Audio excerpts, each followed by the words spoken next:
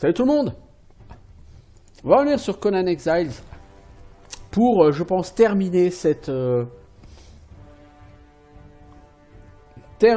série.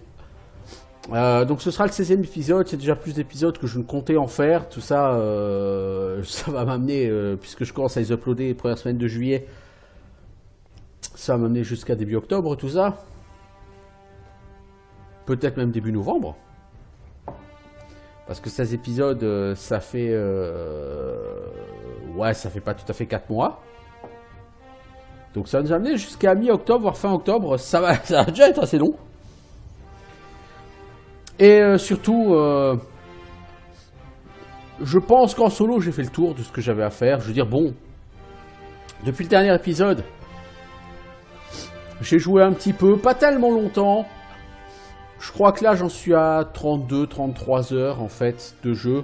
Sur ce personnage, je suis, si je dis pas de conneries, niveau 46. J'ai déjà toute une clique d'esclaves. Non, en fait, je jouais plus que 2-3 heures. Hein. J'étais en mode AFK l'autre jour, toute la journée, le temps que les esclaves se fassent.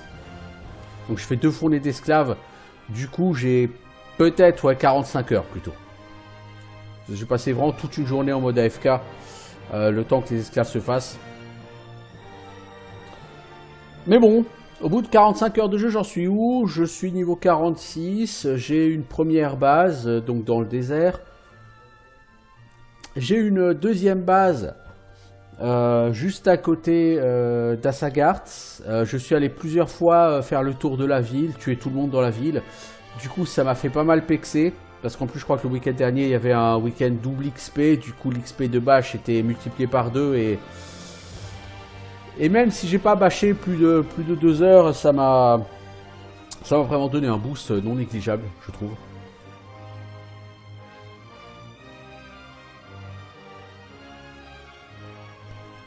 Alors, on va attendre que le chargement se fasse. Et donc... j'en profite un petit peu pour faire cette conclusion sur ce que je pense aujourd'hui de ce Conan Exiles, ce que je pense de l'évolution par rapport à l'Early Access. Déjà, on va attendre que ça charge pour regarder où on en est. Surveiller l'évolution. Donc là, on a un combattant rang 2. Donc vous voyez là on a des esclaves devant quasiment toutes les stations de craft. La seule station c'est une table de travail d'artisan qui nécessite un charpentier. Je n'ai pas eu de charpentier, là j'ai un grand prêtre de Mitra. Parce que j'ai été chopé dans la caverne des pêcheurs là où il y avait tellement de soufre. Du coup j'ai fait ça, le rang 2. Et puis j'ai fait un deuxième smelter parce que comme j'avais capturé un deuxième fondeur, bah je me suis dit pourquoi pas en faire un deuxième. Hein. Voilà, voilà. Donc avec ces PNJ, on va en profiter pour regarder ce que ces PNJ m'apportent dès que le jeu aura fini de friser. Alors ce forgeron du Nord en 3 m'apporte toutes ces recettes bonus. C'est énorme. Et c'est des armes en fer exceptionnelles, des armes homme-serpent exceptionnelles et acier durci exceptionnel. Donc par exemple, imaginons que j'ai envie de me crafter, je sais pas moi, une épée. Lui me permet de faire une épée en acier durci exceptionnel. Et les compos, je veux dire 3 bois façonnés, c'est-à-dire 30 bois, 16 lingots d'acier renforcés, c'est que dalle. Pour faire un lingot d'acier renforcé, je crois que c'est 2 lingots d'acier plus un soufre. Alors le soufre, vous en chopez entre 250 et 300 si vous faites la caverne du pêcheur en entier. De l'acier, vous en chopez entre 100 et 200 si vous nettoyez la nouvelle Assagart sur un run. Autant dire que de l'acier, j'ai des barres d'acier, j'en ai comme une chier. Hein, vous voyez, ces barres d'acier. Donc de l'acier renforcé, vous allez vraiment pouvoir en faire des quantités impressionnantes. Et bien avant, là j'en ai encore 100 des barres d'acier. J'ai un garde-chiourme en stock. Ouais, vraiment l'acier renforcé, vous pouvez en avoir des quantités impressionnantes avant même d'être niveau 50. Puisque comme je vous dis, voilà mon personnage est niveau 46. Et du coup, là, le stuff en acier durci exceptionnel, ça va être absolument fou. Le Le faiseur d'armure, c'est pareil, hein, j'ai un faiseur d'armure niveau 3, donc vous voyez, il me propose de faire plein d'armures exceptionnelles. Par contre, lui, c'est que les armures jusqu'au niveau 40, les armures plus haut niveau que, par exemple, celle que j'ai à l'heure actuelle, je pourrais la refaire en version exceptionnelle pour gagner un peu d'armure. Bon, voilà, à part ça, bah, que dire, pas grand-chose.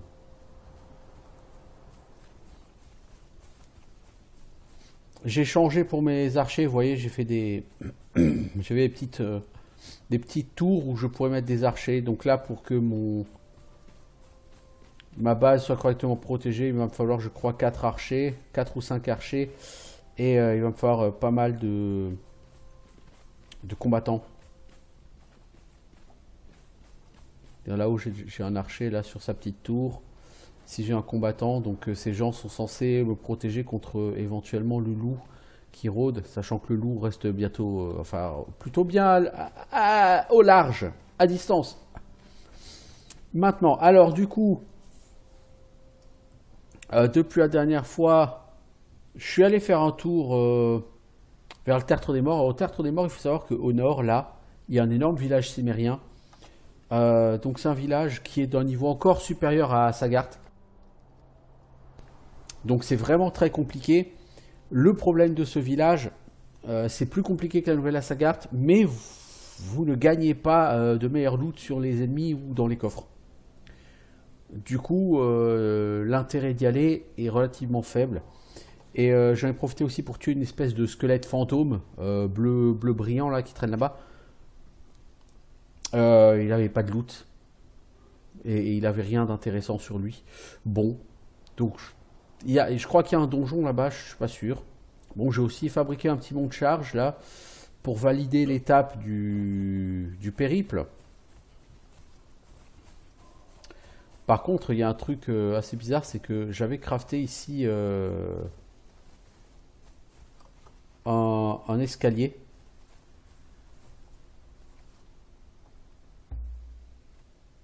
On va appeler le mont de charge. J'avais crafté un escalier et comment dire, une fondation. Là, il y avait une fondation. Ici, au bout, il y avait un escalier qui montait dessus.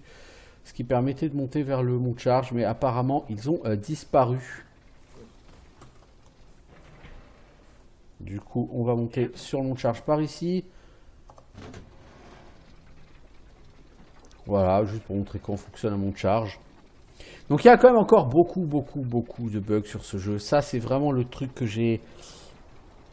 Je ne vais pas dire que j'ai du mal à pardonner, mais... Ça, vraiment, c'est un truc que je reproche vraiment beaucoup à l'industrie du jeu vidéo aujourd'hui. Quand vous sortez un jeu, s'il vous plaît, sortez-le, qu'il soit jouable. Pas qu'il soit bourré de bugs.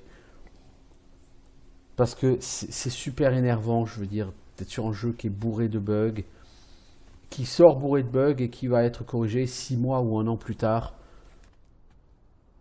Je veux dire, gardez-le en test 6 mois de plus et faites toutes les corrections. Et sortez-le 6 mois plus tard. Mais aujourd'hui, l'industrie du jeu vidéo, c'est des gens qui sont juste pressés de tirer un max de pognon des jeux. Qui ne font plus les jeux pour les joueurs, mais qui font des jeux uniquement pour faire du pognon et en tirer un max de pognon. Et c'est vraiment lamentable parce que, je veux dire, voir un jeu sortir aussi buggé que ça, il aurait laissé 2-3 mois de plus en test, ce jeu, il n'aurait pas été buggé comme ça, quoi. Vous voyez, lui, il bouge pas. Les mecs ont des boucliers, si vous leur mettez 2-3 coups, vous reculez, après ils bougent pas. Donc vous revenez, vous les achevez sans même être mis en danger, je veux dire. C'est... Il y a plein de bugs comme ça. C'est pas aussi buggé que sur l'Early Access, mais presque autant quand même. Hein. J'ai pas l'impression qu'il y ait tellement eu de progrès fait au niveau technique par rapport à l'Early Access. Et toi, tu vas mourir, l'ami. Voilà. Ouais, je veux dire, au niveau du son, là, il y a eu un méga freeze au niveau du son. Et juste au niveau du son, pas au niveau de l'image.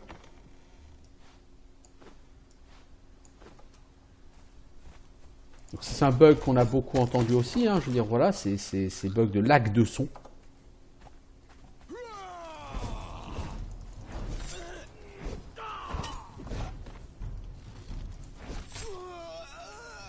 Et du lag sonore, c'est quand même, c'est quand même pas banal, quoi. Voilà. Donc moi, je veux pas aller plus loin parce que en solo, bah, j'ai relativement quand même fini l'exploration que j'avais à faire. Je suis allé sur le volcan puisque ça m'a validé le succès Steam d'aller sur le volcan. Même si j'ai pas grand chose à y faire pour l'instant. Je suis allé sur le tertre des morts au village des Cimériens, donc j'ai tué une quinzaine de Cimériens avant de partir parce que c'est quand même assez compliqué là-bas. Bon, je pourrais maintenant farmer, faire du grind, je pourrais me dire que j'ai envie de faire une base vachement plus belle que ça parce qu'effectivement elle est quand même très vilaine ma base. Je pourrais me dire qu'avec le système de purge qui existe, ma jauge de purge elle commence à augmenter. Ici, il faut des murs T3 pour qu'ils résistent à la purge. Alors, des murs T3, c'est-à-dire quoi? C'est des murs en briques durcies. Donc, je pourrais remplacer toutes les fondations partout par des fondations en briques durcies. J'en ai déjà mis une dans le coin, là, devant, parce que ça me validait une étape du périple.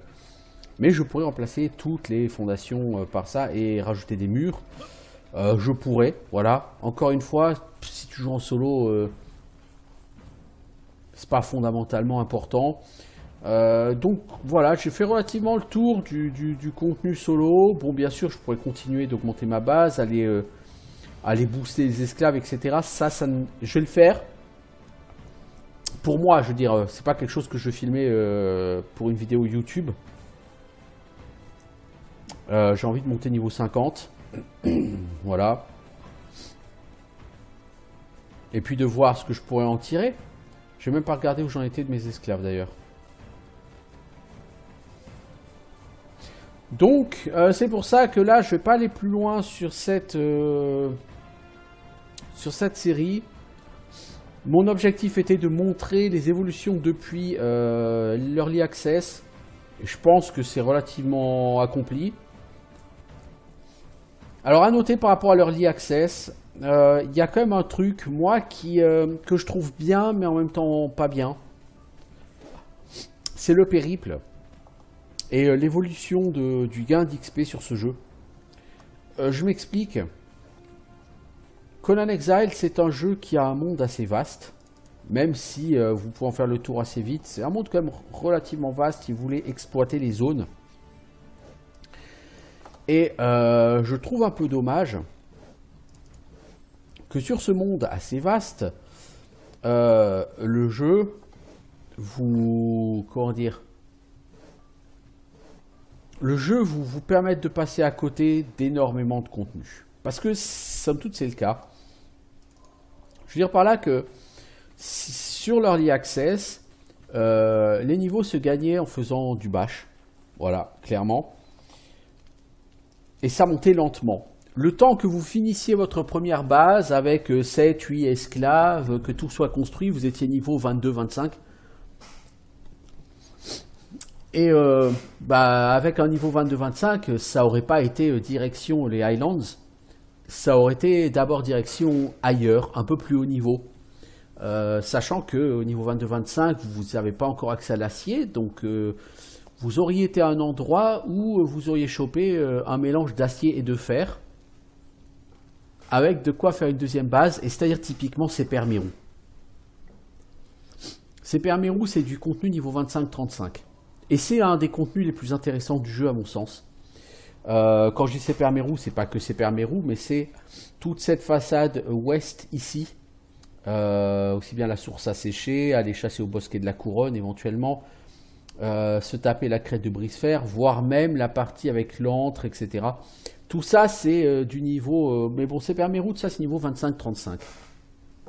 Or, aujourd'hui, avec le périple, quand vous finissez votre première base, et que vous avez tous les établis, et que vous avez 7-8 esclaves, bah vous êtes niveau 35, grosso merdo. Et du coup, vous voulez aller mettre une deuxième base quelque part, mais si vous allez la mettre à Seper-Meru, bah c'est contre-productif, parce que les ressources que vous allez y choper correspondent moyennement, vraiment moyennement, à ce dont vous avez besoin à ce niveau-là. Niveau 35, vous commencez à avoir plutôt vraiment besoin que d'acier Et vous commencez à avoir besoin de commencer à mettre un peu de côté de l'acier durci, de la fourrure, toutes choses que vous allez trouver à la nouvelle Assagart, en petite quantité, mais voilà, mais que vous ne trouverez absolument pas à Sepermeru. Du coup, à Sepermeru, vous allez continuer à encaisser beaucoup de fer, beaucoup de cuir épais, qui sont des ressources qui ne sont pas très utiles, au-delà du niveau 25. Bon, le cuir épais peut être utile si vous voulez faire une armure lourde, je veux dire, mais normalement, au niveau 25, vous en avez déjà suffisamment. Et du coup, aujourd'hui, avec le périple, vous arrivez à un niveau qui rend obsolète une partie du contenu, c'est-à-dire Sepermeru, c'est toute la façade nord là, du désert, hein, parce que tout le nord du désert, c'est beaucoup de fer, un petit peu d'acier. C'est typé Sepermeru, hein, donc le camp des Rongelos, les ruines d'Elmeraya, ici tous les surplombs, les campements, même la galère noire, tout ça. Ça va être du contenu vraiment plutôt typé niveau 30, quoi. Maximum niveau 35, de par ce que vous allez y gagner. Et du coup, bah, ce contenu, vous n'avez plus intérêt à mettre une base dans ces endroits-là pour les farmer. Sur l'Early Access, si vous alliez poser une base près de Sepermeru, ou vous alliez poser une base près de la galère noire, ou près du camp des Rongelos, etc. Et vous alliez effectivement farmer ces endroits, y passer du temps, et ça allait vous prendre du temps de monter niveau 35, parce que pour monter niveau 35, il fallait faire des constructions, mais ça fait que c'est pas beaucoup, ou faire du bâche. Et maintenant, tout ça, bah, vous le zappez. Niveau 30, vraiment, je veux dire, sur mon premier lit, là, je passais niveau 35 en rien de temps, hein. Et du coup, bah, je suis parti directement après, niveau 35, bah, vous allez soit dans la jungle, soit dans les Highlands. Généralement, les Highlands, c'est plutôt niveau 30, à partir du niveau 30, donc niveau 35, c'est un excellent moment pour aller dans les Highlands, et pexer, et vous faire une deuxième base. C'est vraiment un excellent endroit. Du coup, ouais, enfin voilà, je suis quand même assez dubitatif par rapport au périple qui rend obsolète pour moi clairement au moins la moitié du contenu dans le désert. C'est con parce que c'est le contenu dans le désert, c'est quand même tout le contenu de l'Early Access, mais c'est surtout une bonne contenu du jeu. Et là, le contenu dans le désert, au bout de 15-20 heures, vous avez fini, entre guillemets, avec le désert. La seule chose qui vous restera à faire à terme, c'est la cité sans nom, parce que là, c'est clairement du très très très haut niveau. Mais à part la cité sans nom, le reste, il n'y a aucun problème, quoi. Je veux dire. Et du coup, vous allez surtout passer votre temps dans la jungle, dans les Highlands, du côté du tertre des morts, voire dans la neige ou vers le volcan. Mais vous perdez totalement le contact avec le désert. Et c'est d'autant plus dommage que le désert, comme j'ai déjà dit à plusieurs reprises, je trouve que l'ambiance est bien faite, je trouve que le jeu et l'immersion est vraiment bonne dans le désert. Pour moi, c'est la meilleure zone du jeu. C'est la zone la plus intéressante dans laquelle jouer. Et fatalement, bah, cette zone, elle est un peu perdue, quoi. Et avec le périple, vous en bénéficiez pas autant que vous le pourriez. Après, rien ne vous oblige à faire le périple, à faire toutes les étapes du périple. Je veux dire, monter à la tour des chiroptères, faire un mont de charge, etc. Il y a plein d'étapes du périple que j'ai faites et que vous n'êtes pas obligé de faire et qui vous permettront de pexer moins vite. Mais globalement, si le périple existe, en tant que joueur, vous avez envie de faire le périple. Vous voyez ce lag sonore là?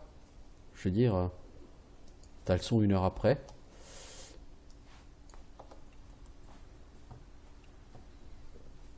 Donc, ouais, comme je dis, c'est un peu à double tranchant le périple parce que du coup, ça te permet de pexer beaucoup plus vite en solo. Parce que sur l'Early Access, le pex en solo était quasi impossible. T'arrivais à un moment donné et puis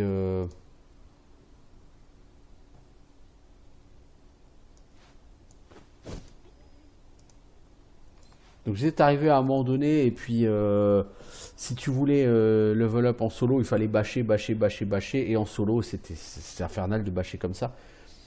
Donc ça aide beaucoup, ça permet de mieux profiter du jeu, ça permet effectivement de se sentir capable d'aller tout explorer, mais ça limite quand même beaucoup, je trouve, la durée de vie du jeu.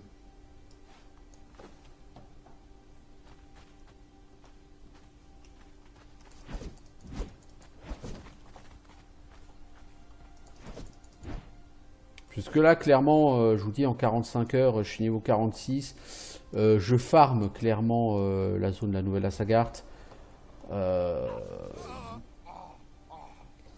Donc, il n'y a pas vraiment de soucis, quoi. Ah, c'est pas toujours facile. Si tu chopes 3 mobs, dont un qui a une lance, le combat sera très compliqué. Ok, mais pour autant...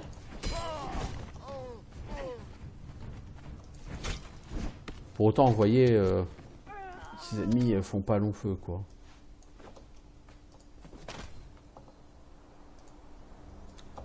Donc ça, c'est vraiment... Si j'avais un reproche à faire à l'évolution qui a été donnée au jeu, ce serait vraiment ça.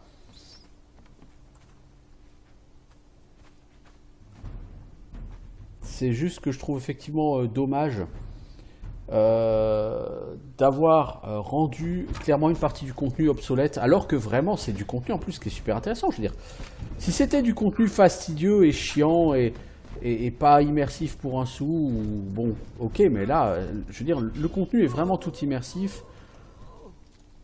C'est plutôt bien foutu et voilà. C'est ça que je trouve que c'est un peu dommage. Donc comme je disais, hein, là si vous nettoyez totalement la Nouvelle Asgard, vous allez faire des quantités d'acier qui sont complètement folles.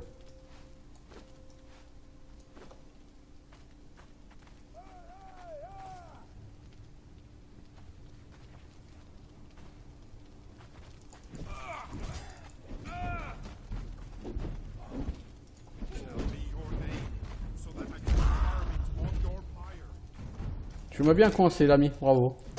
Bon, donc voilà, alors pour ce qui est de ce let's play, à ce moment-là, effectivement, moi ça me permet vraiment j'espère en tout cas de montrer qu'aujourd'hui Conan Exiles est un jeu qui se joue très bien en solo. C'est toujours un jeu qui a plus à offrir en multijoueur, évidemment. En multijoueur, vous pouvez beaucoup plus facilement aller tester les donjons, hein. Par exemple, le combat contre les géants du donjon de la reine sorcière. C'est typiquement du contenu qui va se faire en groupe, hein. Vous faites ça vraiment typiquement à deux. Mais bon, voilà. Même si vous n'avez pas de partenaire pour vous accompagner sur ce contenu, vous pouvez quand même toujours faire des choses intéressantes. Vous pouvez monter au niveau. Ça ne va pas vous prendre 150 heures. Vous pouvez faire des bases. Là, encore une fois, j'aurais pu travailler plus mes bases. Mais voilà, vous pouvez mettre pas mal d'esclaves, vous pouvez faire du bon craft, vous pouvez avoir accès à des donjons. Les donjons, globalement, peuvent se soloter. Pour une bonne partie, je veux dire, les égouts se solotent tranquillement au niveau 25. Hein. Vous pouvez même probablement le faire avant. Vous avez vu le donjon là où il y a les fantômes, là, je pense que c'est dans la neige. Alors attendez. Oui, le château noir là. Avec tous les squelettes. J'ai réussi à massacrer pas mal de squelettes. Puis si j'avais pas été pressé de finir avec ce donjon, je pense que j'aurais pu y passer plus de temps. Bon, est-ce que j'aurais pu tuer le boss? Ça c'est une autre question, mais dans tous les cas, je veux dire, en solo, vous pouvez vraiment, même les donjons, vous pouvez vous y atteler. Donc effectivement, par rapport à l'Early Access, il y a une amélioration à ce niveau-là. Il y a une prise en compte de la possibilité de jouer en solo. Vous ne vous sentez plus absolument impuissant sur ce jeu quand vous êtes seul. Vous ne vous sentez plus perdu. Vous ne vous sentez plus bloqué. Et c'est vraiment bien par contre, hein, parce que pour rappel, c'est un jeu qui a un excellent contenu, c'est un jeu qui a une excellente immersion, c'est un jeu qui est fun à jouer. Le nouveau système de combat, il est vraiment bien foutu, il rend les combats beaucoup plus dynamiques, beaucoup plus faciles à maîtriser, je trouve. Je trouve qu'il est beaucoup plus facile d'affronter plusieurs ennemis que ça ne l'était sur l'Early Access, parce que ça, c'était clairement quelque chose qui manquait sur l'Early Access. C'était que vous avez 2 ou 3 ennemis, ça commence à devenir un peu bordélique, un peu compliqué. Maintenant, c'est beaucoup moins bordélique.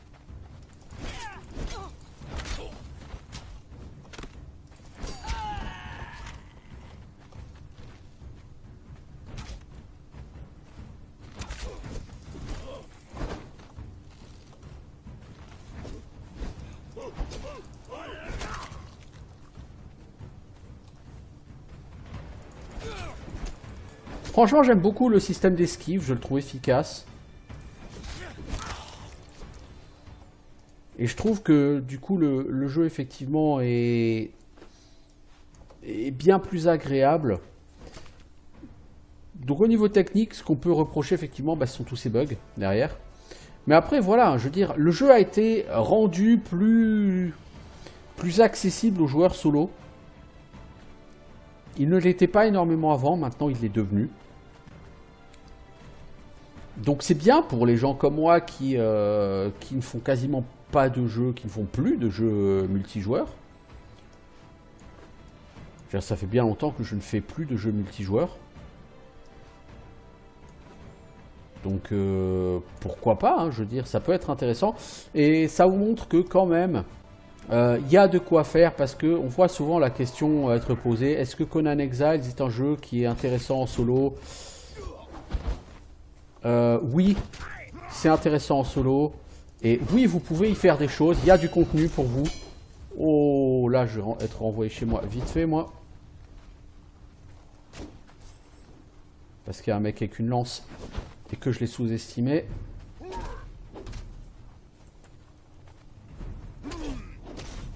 Oh, ouais. Je vais rentrer chez moi plus vite que prévu. Bon. Oh ouais, d'accord, ouais. J'ai fait un dodge au lieu de faire... au lieu de courir, j'ai fait du dodge.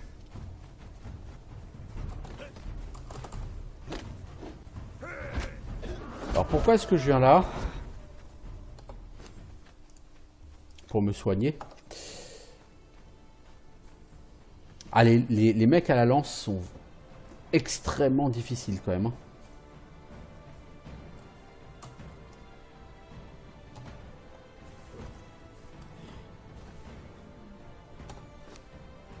Donc il y a eu un patch là en plus ce week-end.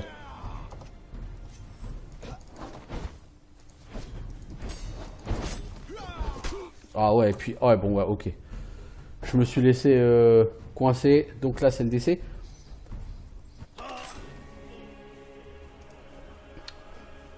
Bon, il y a quand même de la difficulté sur le jeu malgré tout, donc c'est bien. Même si la difficulté est plutôt liée au fait que vous vous laissez coincer dans un endroit où vous pouvez pas dodge. Parce que si vous pouvez esquiver, généralement, effectivement, vous pouvez faire des trucs absolument intéressants. Donc voilà, je pense que je vais arrêter cet épisode ici, parce que de toute façon, même à titre personnel là, ce qui me reste à faire maintenant, c'est aller faire du donjon, c'est attendre que mes esclaves soient formés pour aller récupérer plus de combattants, plus d'archers. Bon, voilà quoi. Et puis éventuellement construire une base, hein, faire des murs, changer la matière dans laquelle sont faites toutes mes fondations, etc. Donc maintenant c'est plus un moment où j'aurai à faire entre guillemets du grind et où j'aurai à m'occuper plus d'un aspect construction, parce que sur cette série je me suis pas vraiment occupé de l'aspect construction du jeu. Vous pouvez faire des bases absolument fantastiques, vous pouvez faire des châteaux, des trucs absolument énormes. Encore une fois, en solo, cet aspect-là, il est moins intéressant, il est moins essentiel. Les grosses constructions comme ça, genre les châteaux, c'est beaucoup plus sympa à faire à plusieurs et pour plusieurs personnes. Donc effectivement, ça fait partie du contenu, je dirais, qui est plus intéressant à faire sur du multijoueur. Donc encore une fois, le multijoueur, le truc c'est qu'aux heures auxquelles je joue, il y a très peu de gens connectés sur ce jeu. C'est-à-dire qu'il y a beaucoup de serveurs, il y a plusieurs milliers de serveurs, mais sur chaque serveur vous avez 5 à 7 personnes. Donc certes, vous avez plusieurs milliers de joueurs en même temps sur le jeu, mais le problème c'est que les joueurs sont quand même relativement répartis sur plein de serveurs, ce qui peut se comprendre parce que ce jeu il est quand même beaucoup plus fun en multijoueur quand vous jouez avec des gens que vous connaissez, quitte à rester à 10 personnes. Ça vous permet d'explorer le monde, de faire tout le côté PvE, de faire toutes ces choses-là. Alors évidemment, après le côté PvP, vous ne l'avez pas. Maintenant, le côté PvP sur ce genre de jeu, je ne suis pas vraiment sûr que ce soit très intéressant parce que les joueurs peuvent vous péter vos structures pendant que vous êtes déconnecté. Et c'est vraiment le genre de principe que je trouve un peu con parce que quand vous vous reconnectez, vous vous rendez compte qu'il faut tout recommencer, vos constructions et tout. Bon, c'est un peu chiant, quoi. Donc l'idéal c'est d'intégrer une grosse structure où il y aura toujours du monde connecté, comme ça c'est plus difficile de vous faire attaquer. Enfin, bon, pourquoi pas. Quoi qu'il en soit, c'était donc un aperçu de ce que donne Conan Exiles à la release. Et franchement, le jeu est beaucoup plus rapide au niveau leveling aujourd'hui. J'ai presque envie de dire qu'il est clairement beaucoup plus orienté solo. Aujourd'hui, avant, clairement, tu pouvais y jouer en solo, mais tu faisais pas grand-chose. Aujourd'hui, maintenant, il est clairement beaucoup plus orienté solo. Tu joues en solo, tu peux faire quasiment, je ne vais pas dire quasiment tout le contenu du jeu, parce que c'est pas exact non plus. Mais tu peux faire une grande partie du contenu du jeu malgré tout en solo. Et c'est quand même quelque chose qui est toujours appréciable comme ça. Mais voilà, comme dit, ça a une implication. Cette implication, c'est que forcément, tu as une vitesse de leveling ou une facilité de leveling qui est accrue. Et il faut être d'accord avec cette philosophie de développement de la part des développeurs du jeu. Est-ce que vous avez un problème avec le fait que vous gagnez de l'XP plus vite avec le périple ou pas? Clairement, ça c'est un choix personnel, enfin c'est une décision personnelle. Vous aimez pas, hein, clairement, voilà. Mais c'est un jeu qui est beaucoup plus simple, c'est un jeu qui est plus immédiat en quelque sorte. C'est un jeu sur lequel par contre vous pouvez passer 100-150 heures si vous voulez faire de la construction parce que ça va être très long. Mais si vous n'êtes pas fanatique de construction absolument dingue et que vous êtes plutôt quelqu'un qui va aimer la découverte, l'exploration, ce qui est mon cas, bon, vous aurez de quoi passer une bonne centaine d'heures parce que là j'ai 45 heures sur le jeu. Il faut que je me retente le palais de la reine sorcière. Il faudra que je retente d'aller au château noir. Par là-bas, du côté du tertre des morts, il y a clairement un autre donjon. Le tertre des morts, il faut que j'aille faire un petit peu plus de raids dans le village des Cimériens pour voir si il n'y aurait pas moyen de choper quelque chose. Il faut que je réussisse à survivre dans la neige pour visiter un petit peu plus la neige. Et que j'arrive à survivre un peu plus dans le volcan, histoire de voir un petit peu, parce que dans le volcan, les gens sont pas agressifs, ça fait un peu comme Sepermeru. Et donc, pour aller me balader dans le volcan et voir si il y a des gens qui ont des choses intéressantes à me dire. Il y a aussi de l'exploration, puisque je vous rappelle que, par exemple, pour le journal d'une catin, j'ai trouvé 3 pages, je crois, du journal sur 9. Donc, il y a encore 6 pages du journal. 3 ou 4 pages, j'ai trouvé, je ne sais plus.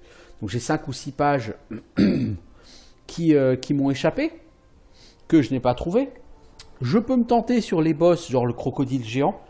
Je me suis tenté sur le scorpion géant qui est là, à côté de la flèche de Divmir. J'ai passé du temps, mais je l'ai tué. Parce que ses attaques sont relativement faciles à éviter au scorpion géant. Donc vous pouvez essayer de... Par contre, même avec le passe-partout, j'ai pas pu ouvrir le coffre. Ce qui veut dire qu'il faut effectivement être niveau 50 ou 60 pour ouvrir le coffre, en plus du passe-partout. Bon, mais vous pouvez vous amuser à essayer de tuer ces boss, effectivement. J'ai fait de l'exploration de caverne, hein, donc la caverne des araignées, une araignée géante, comme j'expliquais au fond du raccourci des charbonniers. Les araignées géantes, par contre, là en solo, à mon avis, ça va être un peu compliqué. Il y a toute une série de choses. J'ai pas été voir l'oasis qui est ici au nord de Sepermeru. Je ne suis pas baladé trop dans la savane du côté du bosquet de la Couronne. Bref, j'ai encore beaucoup de choses à explorer, à découvrir. J'aurais peut-être l'envie de me faire une salle des cartes, pour le plaisir de faire une salle des cartes. Ça veut dire farmer du sang de démon. Du sang de démon, on peut en avoir sur les démons chauves-souris. Il y en a ici au saut de Binyakin et dans les lambeaux. Ce sont 2 grottes qui sont à la bordure de la neige. Il y a des démons chauves-souris là-dedans. Et les démons chauves-souris, effectivement, peuvent donner du sang de démon. Bon, cela dit, du sang de démon, à l'heure actuelle, si je vais chercher, j'en ai 12, vous voyez, donc ça monte très très lentement. Donc si je veux en avoir 200 pour faire, et je crois que j'en ai pas ailleurs, si je veux en faire 200 pour la salle des cartes, il va donc falloir que je farme cet endroit pas mal de temps. Bon après voilà, je veux dire, c'est quand même aussi un jeu de grind hein, à la base. Mais donc, du contenu il y en a. Après, voilà, donc si vous avez une approche plus solo du jeu, si vous ne connaissez personne qui soit tenté par ce jeu ou qui puisse apprécier ce jeu ou quoi que ce soit, eh ben, vous pouvez quand même y jouer. Et dans tous les cas, vous pouvez de toute façon aussi rejoindre un serveur avec des gens dessus et essayer de rejoindre une guilde. Bon, il y a des serveurs PvE, il y a des serveurs PvE avec du PvP à certaines heures, et il y a des serveurs totalement PvP. Donc vous en avez pour tous les goûts, selon vos envies. Et bon, voilà, donc c'est vraiment un jeu qui est devenu aujourd'hui complet. La seule chose que je reproche, c'est effectivement du coup d'avoir rendu obsolète une partie très intéressante de son contenu, parce qu'encore une fois, si vous regardez par exemple la playlist qu'a fait Aquartz à l'époque sur Conan Exiles, donc ils avaient construit en groupe leur première base et ils avaient fini grosso modo leur première base entre les niveaux 22 et 25. Du coup ils étaient allés vers Sepermeru. Au départ c'était juste pour poser une roue pour capturer quelques esclaves, et au final ils en ont fait leur base et ils sont restés là-bas. Parce que finalement c'était un petit peu l'évolution naturelle du jeu. C'est pas forcément Sepermeru, ça aurait très bien pu être du côté de la galère noire hein, qui sont partis. Et ce que je veux dire, c'est que dans tous les cas, effectivement, tu avais une progression naturelle. Tu commençais d'abord dans la moitié sud, on va dire, du désert, et puis tu allais vers les parties ouest, nord, nord-est plus tard. Et tu allais exploiter ensuite ces parties-là avant de partir vers la cité sans nom. Aujourd'hui, donc, tu vas beaucoup plus vite vers les Highlands. Tu vas tout de suite vers les Highlands. Et dans les Highlands, donc ici, dans cette ville, bah, tu vas gagner des chiers de barres d'acier. Ce qui va beaucoup faciliter et réduire le grind. Parce que, bon, je rappelle que pour faire de l'acier avant, il fallait quand même un soufre, 2 goudrons, plus 5 barres de fer. Donc le fer, il fallait le miner, ensuite il fallait le fondre. Ensuite, pendant ce temps-là, il fallait faire du goudron, donc aller choper des pots et les traiter pour en faire du cuir. Ensuite, de quoi le goudron et le soufre, il fallait en faire du feu d'acier. Et après, bah, avec vos barres de fer et votre feu d'acier, vous faisiez de l'acier. Donc ça prenait beaucoup de temps de faire de l'acier. Là, les barres d'acier, j'en ai pas crafté. J'en ai des centaines, j'en ai pas crafté une. Je veux dire, elles vous sont littéralement jetées au visage par le jeu. Et bah du coup, là encore, vous avez un accès. On a l'impression parce que les développeurs se sont dit, bon, tout ce qui était jusqu'au niveau 50, aujourd'hui on s'en fout, ça n'a plus d'importance. Le jeu va commencer au niveau 50.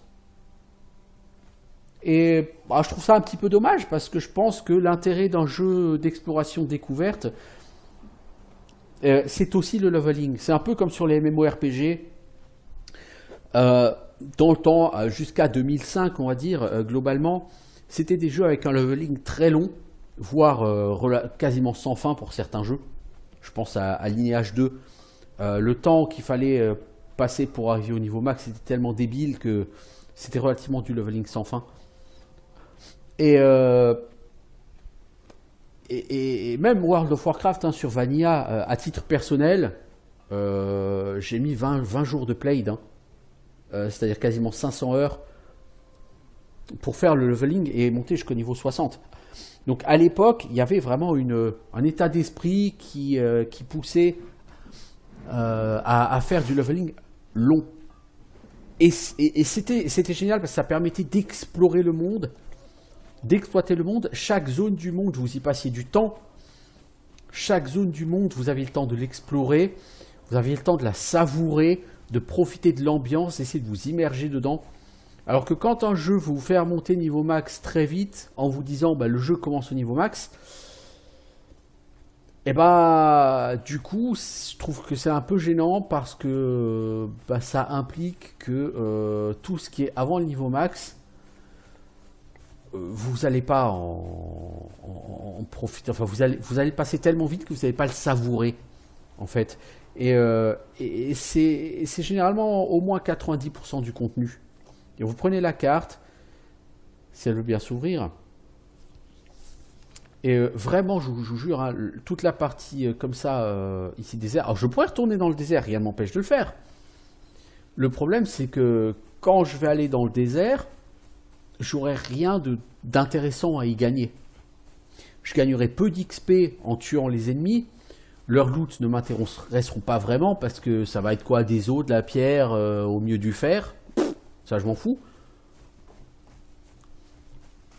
Donc ça n'a vraiment pas d'intérêt pour moi de me dire ok, je vais retourner là-bas.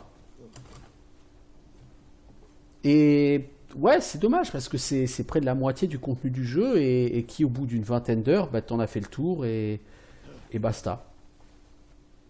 Donc je trouve que c'est un symptôme qu'on trouve de plus en plus sur les MMORPG aujourd'hui, qui est le symptôme on veut zapper la phase de leveling, on veut vous amener quasiment tout de suite à haut niveau, mais du coup vous perdez le côté exploration de monde.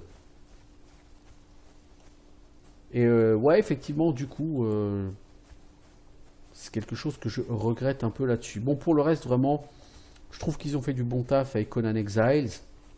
Je trouve juste que le jeu est sorti trop tôt parce qu'il est encore trop buggé.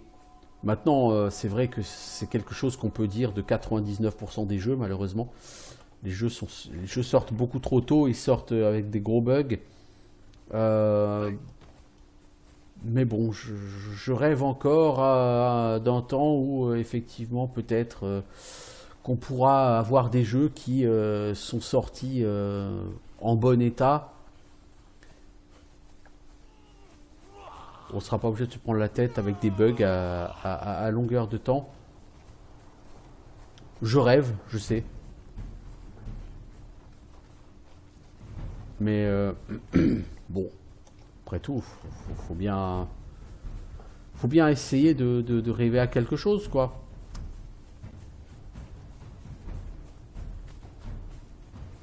Parce que cette culture du jeu vidéo qu'il est normal de voir sortir buggé et pas fini, c'est quelque chose qui, moi, me pose quand même beaucoup de problèmes. Dans les années 90, il y avait quelques bugs sur les jeux, mais c'était pas non plus foufou, hein. Might and Magic 6 il sort, il n'est pas tellement buggé, hein. Il y a quelques bugs, mais je veux dire, c'est pas comme si c'était injouable.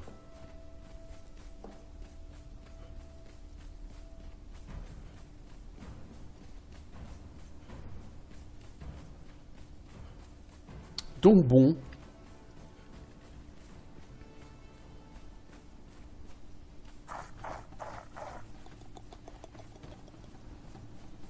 Voilà, on repasse en très froid.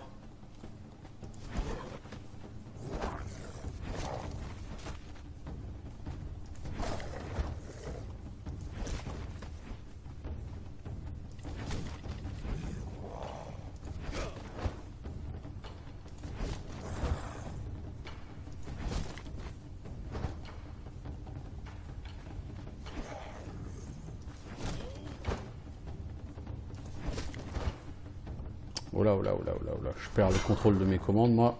Ça va pas le faire.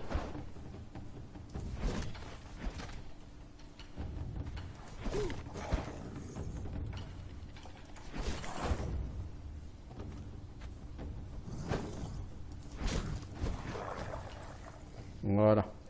Bien. Bah, le monsieur, ça va m'intéresser. Ça va m'intéresser. Marteau en acier durci, je peux toujours garder ça pour un de mes gardes.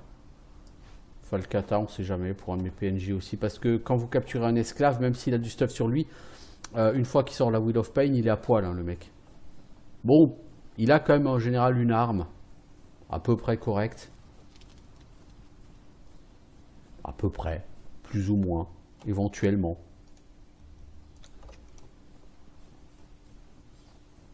Bien, bien, donc voilà, j'espère que cette playlist vous aura donné envie de jouer à cet excellent jeu. En tout cas, moi je vous assure, si vous aimez les jeux d'exploration, ce sont des dizaines d'heures de fun qui vous attendent.